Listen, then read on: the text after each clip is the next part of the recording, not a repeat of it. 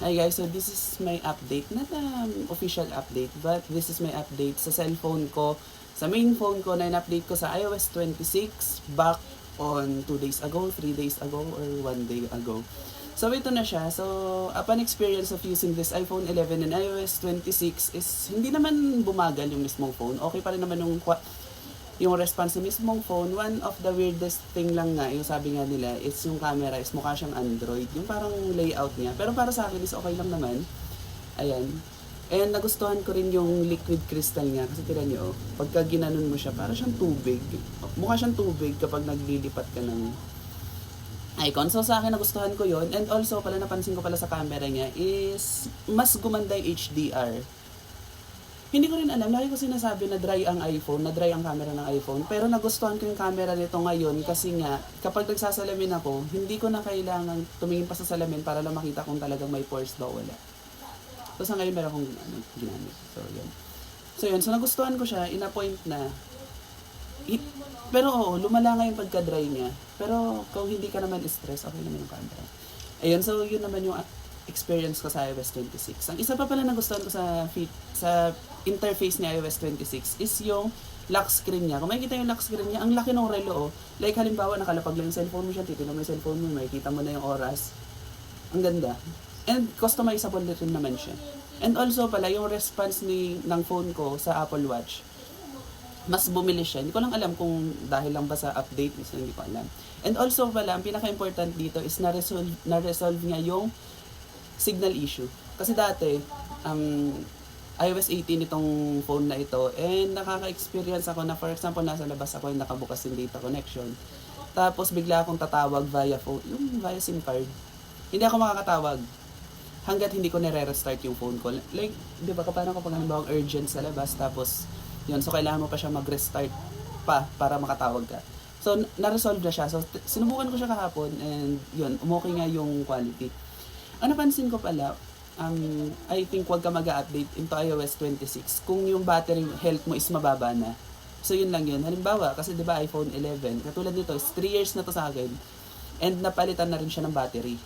So yun, so kaya ako nag-update sa iOS 26. Pero kapag yung battery is hindi pa napapalitan, like halimbawa yung battery nyo is nasa line of 7, line of 8 yung battery health, wag na kayo mag-update sa iOS 26 kasi nga baka lalong bumaba yung battery health.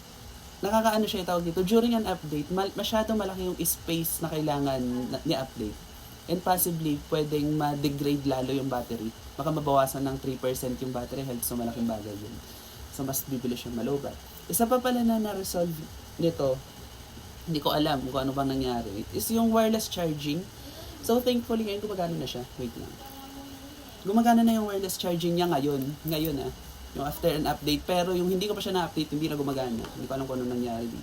Ayan, kung makikita nyo, gumana na siya. Gumagana na. So yun, isa yun sa napansin ko. So currently, wala akong phone case. Wala akong case sa cellphone ko. Kasi nga, wala lang. Hindi, may order kasi ako, manipis lang siya. Parang gusto kong gamitin ng ganito lang. So yun yung phone ko is walang scratch at all.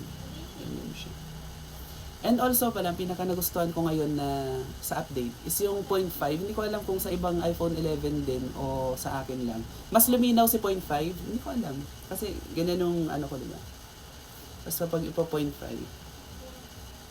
mas parang mas luminaw siya. Ayan o. Mas luminaw siya. Yan. Diba? Parang mas okay yung camera quality. So yun lang. Just few updates lang. And kung tatanungin niyo ako kung madali bang malobat yung phone ko, hindi. Hindi siya madaling malobat, in-a-point na bago yung battery. So hindi ko nga alam, sabi ko kapag luma na yung battery ng phone ninyo and nag-update kayo sa iOS 26, hindi ko alam. So wala ko alam. Pero sa aking experience ko, hindi naman. Mas bumilis pa nga siya sa totoo lang. Hindi ko alam. Pero sabi naman nung iba na naka-iPhone 11 din, mas bumilis daw yung in-update nila sa iOS 26. Sabi naman nung iba, bumagal yung in-update nila sa iOS 26. So yun, so iba-iba ng experience, depende sa phone na hawak. Depende rin siguro sa owner. Kasi ako marami akong in-off sa settings dati pa. Like halimbawa, yung mga iCloud menu ganon, kasi ayaw ko ma-sync sa ibang phone yung laman ng mismong phone ko. So yun lang. So yun lang, short update regarding sa update ng phone ko, iOS 26. So maganda naman. Oo. Pero kasi, ang isa pa pala sa dapat na i-consider when doing update, dapat kung may laptop, hanggat maaari nasa laptop ka nag-update. Kasi nga, para sa laptop ka na magda-download yung mismong file na kailangan. And kapag kasi naputo lang update, tas walang laptop, pwede kasi ma-stuck sa iTunes logo. So yun, papare-program yun. Nangyari na yun dati. Pero iPad yun, parang nag-update kasi, iOS 7 pa lang yun dati. Yung the time na lumabas si iOS 8, in-update agad yung iPad na iOS 7. Ang nangyari, naputol yung update. Parang sa kalagitnaan ng update, biglang na-disconnect sa Wi-Fi. So, na-stuck siya sa iTunes logo. So, pinareprogram pa mismo sa Apple Mac. So, yun. So, may bayad yun. Dati ang reprogram parang sa mismong Apple, 700 pa lang dati. Ewan ko lang ngayon. So, yun. So, thank you so much for watching this video.